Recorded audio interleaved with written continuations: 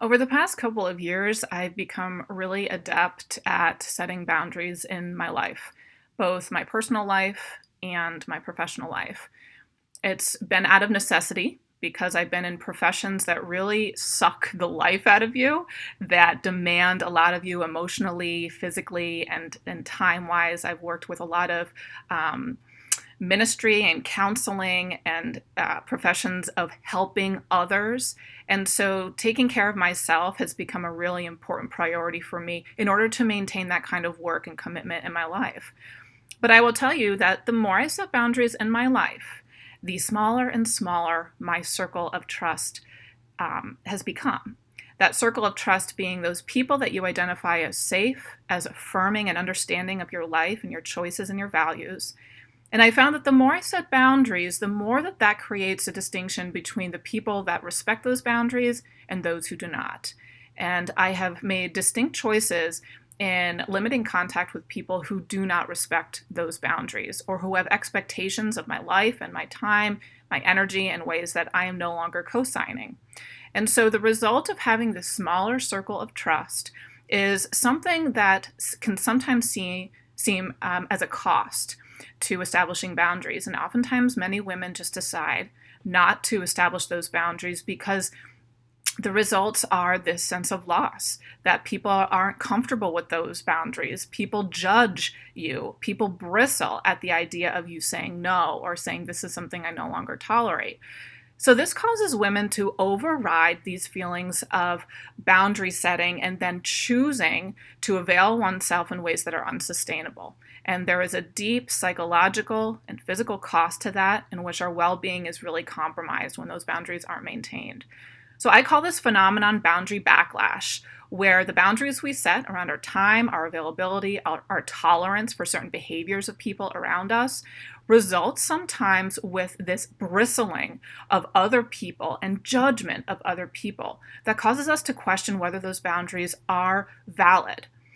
And in my experience, the more I'm able to tap into my own self-worth and not need others' validation, I am more than able to set and maintain those boundaries. Because oftentimes our decision to relinquish those boundaries is because our desire to be liked by other people is stronger.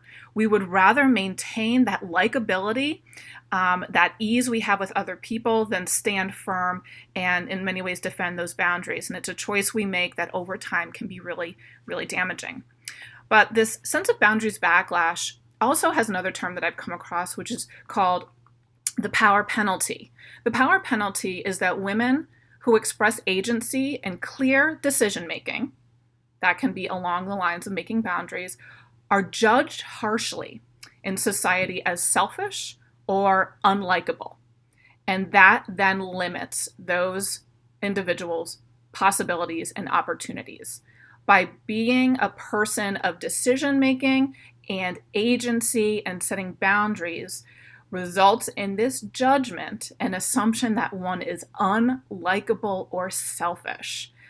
And I know anyone watching this who is interested in this topic has probably experienced this in their own lives. Those moments when you've said no, or you've said, I need to think about this, or this doesn't work for me, the response that you may have gotten is a sense of, oh, she's so entitled, or she doesn't have any right to say no to this.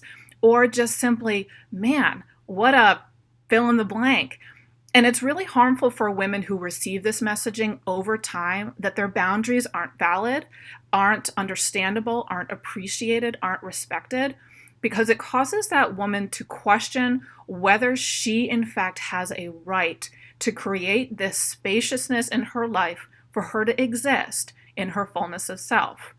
So if you're struggling with this and boundaries have become a point of contention in your life with other people, with families of origin, with intimate partners, with your workplace, then it's something to really take time and practice well and understand how to respond to that backlash that you may be experiencing and withstand the backlash without removing those boundaries just to be able to play nice or get by or be seen as relational. So it's an important choice, something that takes time and sort of some endurance to be able to maintain, and then to ultimately have a more sustainable life that reflects who we are at our deepest core.